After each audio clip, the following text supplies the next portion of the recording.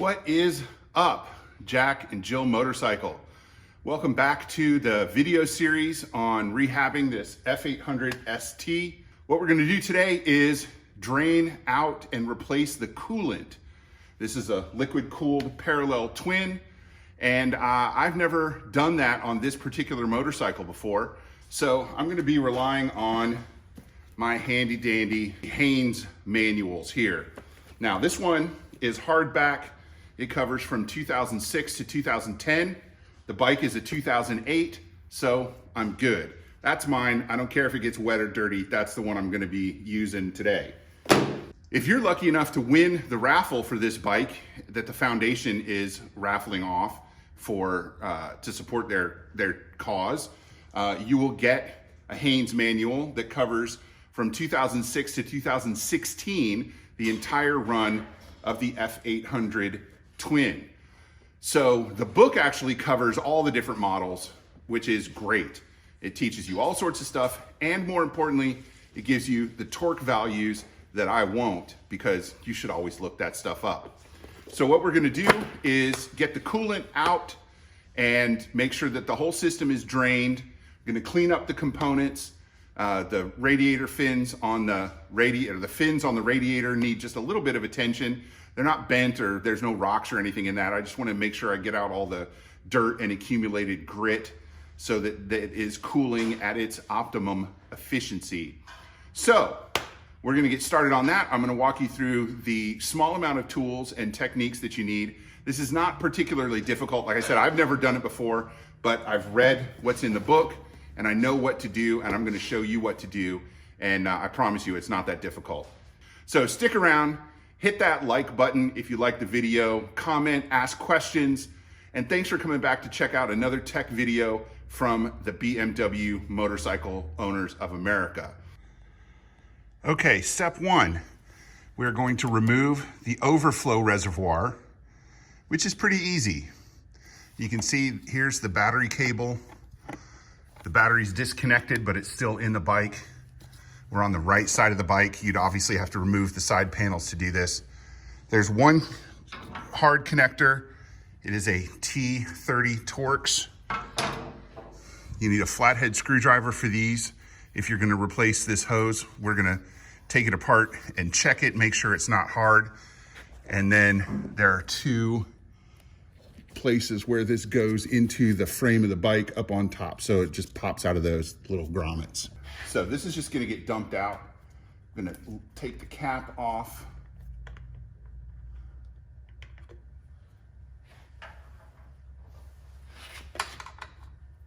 And this is just a T30 bolt. It's held in by the grommets, and the hose is flexible, but it's not hard. So I'm gonna drain that just by tipping it over and pouring it out. Not very much in there, probably just a few ounces. I'm gonna put that back in the two spots and put that back in place. I'm gonna put this back on there just so I don't lose it, but I'm not gonna tighten it down more than one turn. Step two here is to remove the cap, the radiator cap. You push down and turn it counterclockwise. And you want to make sure that your engine is cold anytime you do this, because if it's not, that would be very bad. And that's right up to the top. So that's a radiator cap, just like would be on your car. And that'll get cleaned up. It's got a little spring in it. That'll get cleaned up and put right back on the bike. No reason to replace that. So next we're gonna move to the other side, and we're gonna pop the first of the drain plugs. We're gonna use this to give the fluid some direction and hopefully not make as much of a mess. Based on my read of the manual, this is the first drain plug we gotta pop. So let me close up on that here. Boom. And that, and again, just like the overflow reservoir, is a T30, and it's a little more snug. So I couldn't get it started with the most basic driver. Just required a little bit more oomph. So we're gonna see how, if this shoots out or dribbles out. I'm trying to be as prepared as I can be for the mess I'm about to make. Here we go. That's a long screw. Huh. So it shoots out pretty good, but not crazy. Now I have to clean that up a little bit. This is the starter, and remember, this is the heat exchanger right above the oil filter. Now all these things should be waterproof, so there's no reason not to get this coolant on there, but that definitely looks like water. It doesn't seem to have any color to it. And I'm just gonna let that drain until it finishes. I'm also gonna have to take one of the hoses off on the other side. This gets the coolant out of the engine, out of the top end. We need to get the coolant out of the rest of the system. So that'll help drain the radiator. And I don't know if the camera's pointed up enough to see, but there's just schmutz in the fins, and we're gonna get a toothbrush and some contact cleaner and get that out. So while this continues to dribble and drain out, I'm gonna clean up the fins on the front of the radiator and check them for damage. I got a nice bright light shining on the front of the bike so I can check them for damage. I'm just gonna use a mixture of dish soap and water and a makeup brush that I stole from my daughter. I'll probably rinse it out before I put it back, but this should do the trick pretty well. I've got my drain pan down here just to catch any, and I'm not doing anything hard on this. I'm just trying to dislodge anything that's caught in the fins to move it out. Now, if you're really doing a big job on this, you would take the whole thing apart and flush it with water from behind to push things out the front. But because this is behind a fairing, I'm not super concerned about it having hard debris in it. It's mostly just got like pine cone debris and stuff like that. Nothing hard. So I'm really just kind of cleaning it out. And yeah, that'll rinse up just nice. Anytime you're working with your radiator, you want to be gentle, you want to take your time, because those fins work best, the cooling system works best when the fins are clean and unbent. Now that it looks like most, if not all of this has drained out of this weep hole, I'm gonna put get the bolt started. I just noticed that has a crush washer on it, or a copper washer. So I'm gonna check with George and see if I need to replace that, because you never know. And when in doubt, ask a real mechanic. So I was able to find a new crush washer for it's actually not technically a drain, it's more like a bleeder, but it allows you to more fully drain the coolant. So we're gonna thread that in just a little bit, hopefully not drop it in the drained coolant, and that'll keep the fluid from spilling out, and I can clean this up. And since it's just basically water, bike should be waterproof, so this shouldn't be an issue. All right, now we're gonna switch to the other side and drain the rest of it. Okay, to complete draining this, we've got to get to, here's the two coolant pipes here. You see they come radiator, hoses, fitting on the side of the engine, hoses, short connector hoses, two pipes, upper, lower. Follow the lower pipe down. This is a body panel mount. And if we don't want to remove the body panel mount, which we don't, we're going to need a long extension for our ratchet. We're trying to get to that bolt right there. That's the lower pipe mount bolt. It is also a T30. You just need an extension to get to it.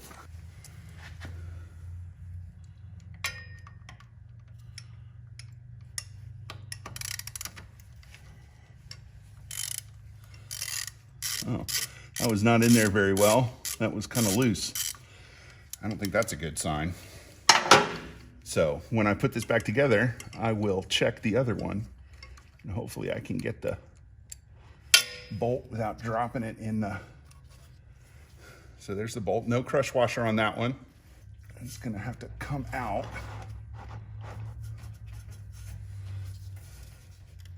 There we go.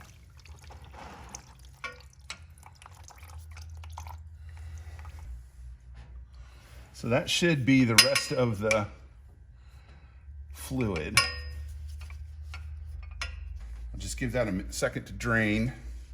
So as you can see, I've removed the whole pipe. And I did that for two reasons. One, just to show you how it works. These clamps on the hose, you can get with just any pair of pliers. I'm using channel locks because that's what I have. You just squeeze them together and then they move up and down.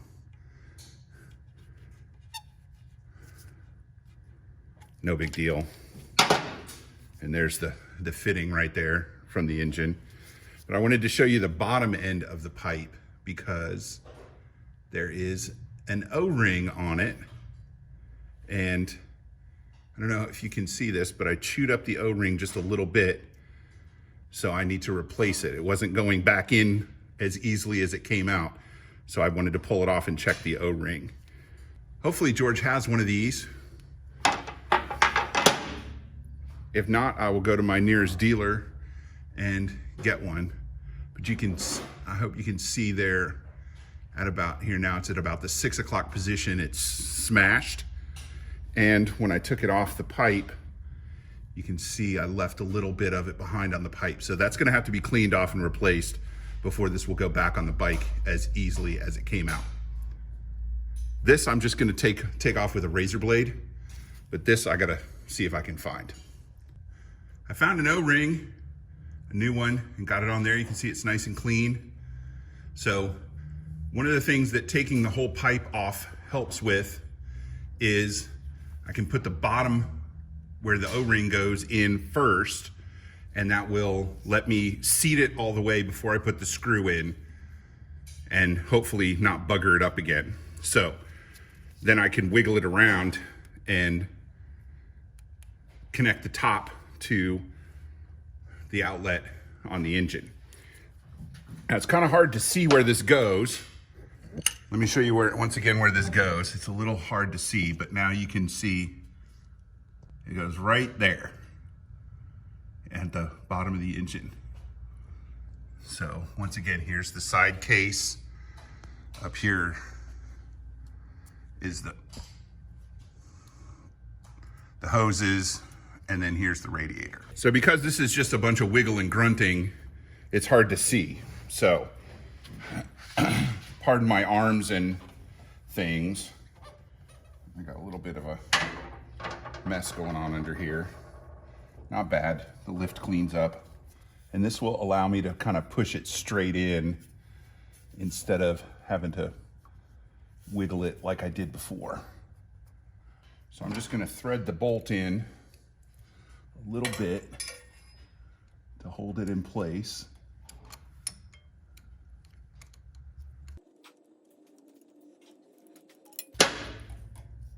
And then I can wiggle this around into place.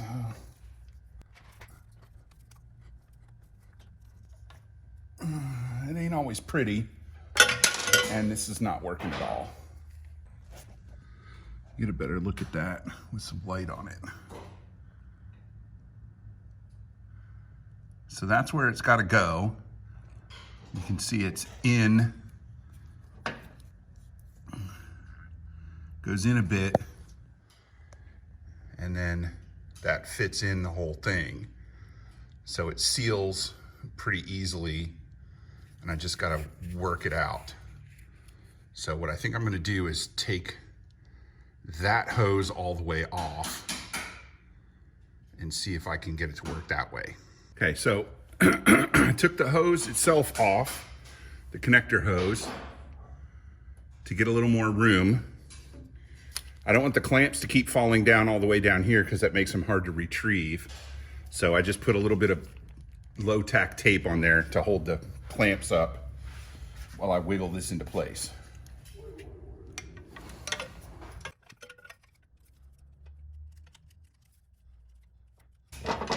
Bolt, extension,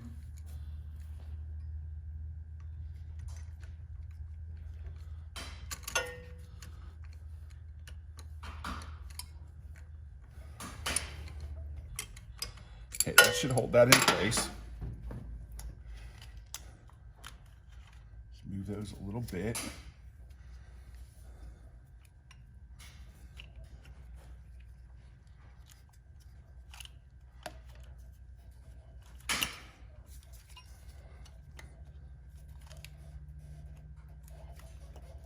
There we go.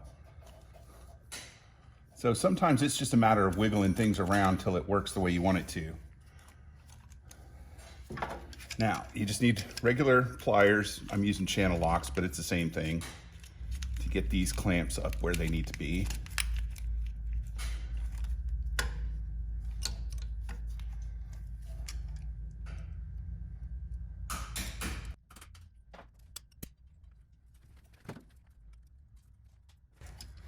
There's one clamp, and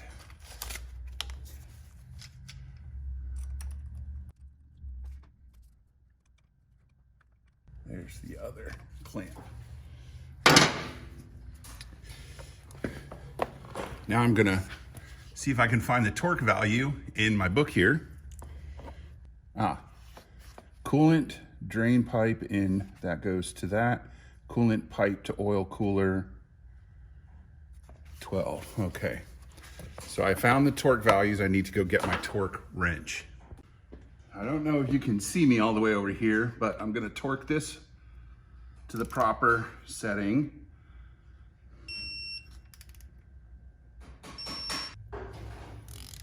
Now, if I was doing this by hand, without a torque wrench, I would have already stopped.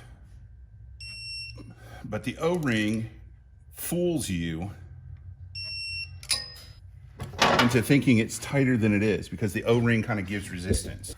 The only way, unfortunately, the only way to check this is to put coolant in it and see if it leaks. The coolant here, value says 50% distilled or soft water, 50% corrosion inhibited ethylene glycol antifreeze nitrite free, approximately 1.3 liters.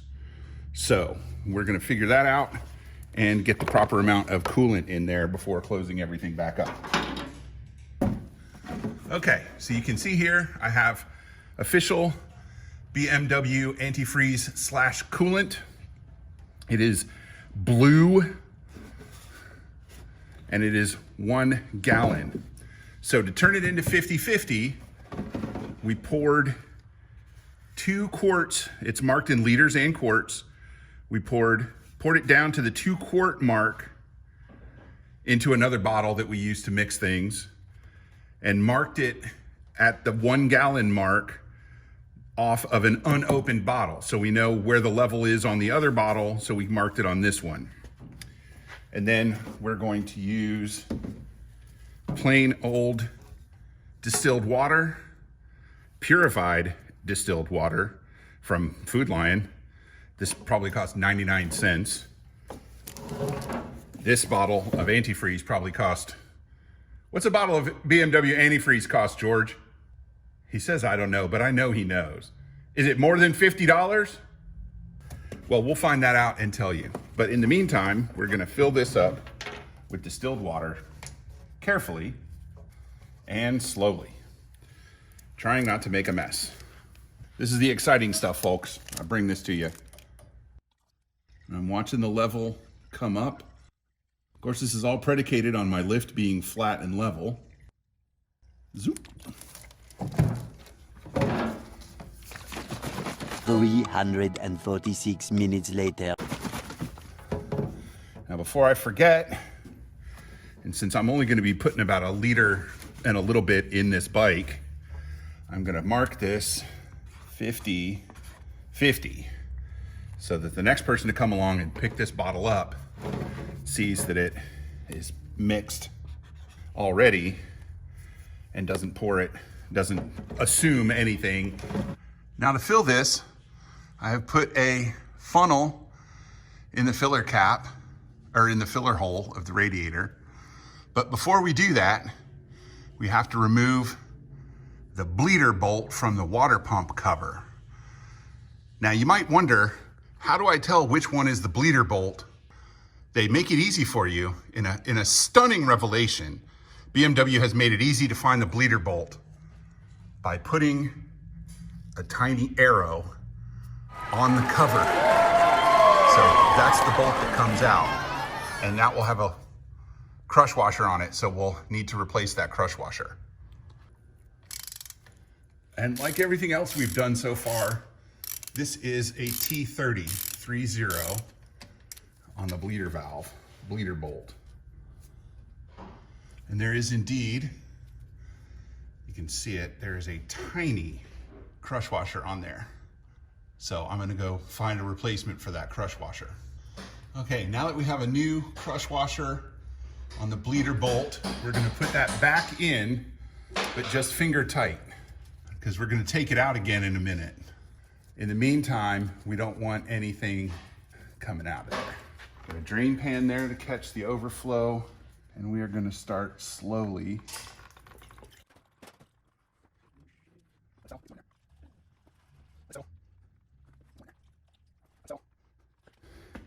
This is a good time to remind you not to just pour your old coolant down the drain in your shop sink or your kitchen or whatever. It needs to be disposed of properly. You can probably take it to your local motorcycle auto dealer, motorcycle shop, auto shop, maybe someplace like Pep Boys, but don't just pour it out. Number one, that's bad for the environment. Number two, the ethylene glycol itself tastes sweet to animals, and they will try to drink it, and that will kill them. So, very bad. Dispose of your used fluids properly. I don't know if you can see this, but a little bit's coming out where the bleeder valve is. And we're gonna take that out, and we wanna see coolant come out of it, because that means there's no air trapped in the system. We should be tapping. That helps clear out the air.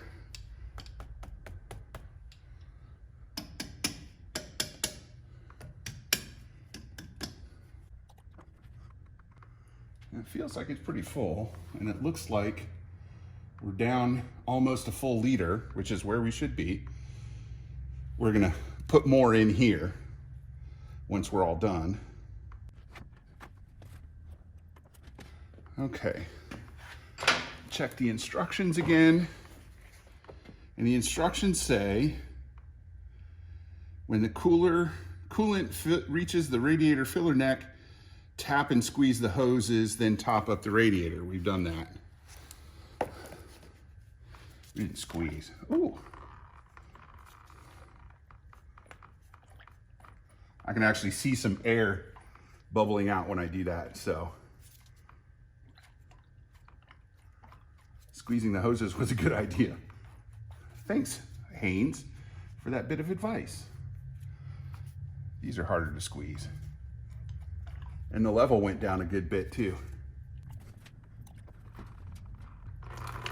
I saw some more air bubbles. Now there's no torque value for the bleeder valve. It just says to snug it securely. So we're gonna do that.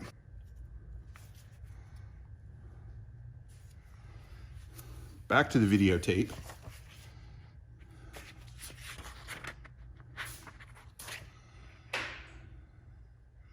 Top up the radiator, then fit the pressure cap. All right, that is the pressure cap.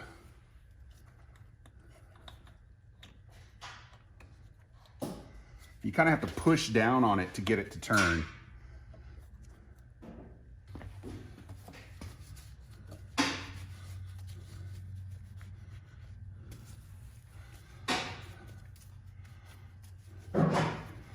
Always clean up after yourself. And one good reason to clean up is because you never know what's going to smell bad as it burns off. Now the last thing we have to do, according to the book, is fill the reservoir to just below the max level line and install the cap. So here's min, here's max.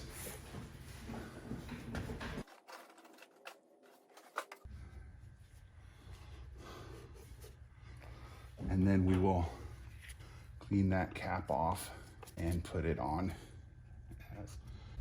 So as you can, well, once I tip it back, you won't be able to see, but we've used just over 1 liter of our 50-50 mix. And the book says it should take 1.3 liters, so we should be all right. So after you drain all your coolant out, fill it back up according to the process, you have to do 2 more things. You need to clean up and you need to start the bike, let it come up to operating temperature to make sure the pump primes and is moving the fluid around. So we're not gonna do that right now because it's boring. You can watch a bike warm up in your garage. So with the door open, yes, with the door open. You let the bike warm up, make sure that the fan comes on and that all of that stuff works. Then wait for it to cool down, check your overflow reservoir. Once you've filled the system, if it's properly sealed, you're just looking for leaks at that point, then you shouldn't need to open the radiator itself. You should be able to just add a little fluid to the reservoir. That's what it's there for. Never ever take off that radiator cap when your engine is hot, because that cap, the fluid is under pressure, that cap will shoot right up into your face. Don't ask me how I know these things.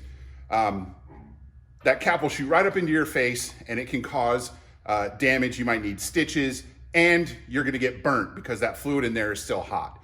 So be careful, take precautions, use your brains, follow the instructions, follow the process, get yourself a shop manual, get yourself a torque wrench, come back often and get lectured all over again about how you should be doing things. But at least you can turn off the sound and just watch. Come back next time, we're gonna change out the brake fluid. It's not as complicated on this bike as it is on other BMWs, and we'll even explain that to you. Take it easy, enjoy your ride, peace out. I guess that's it. You got anything else to say, George? Nope. George doesn't have anything else to say, so we must be done.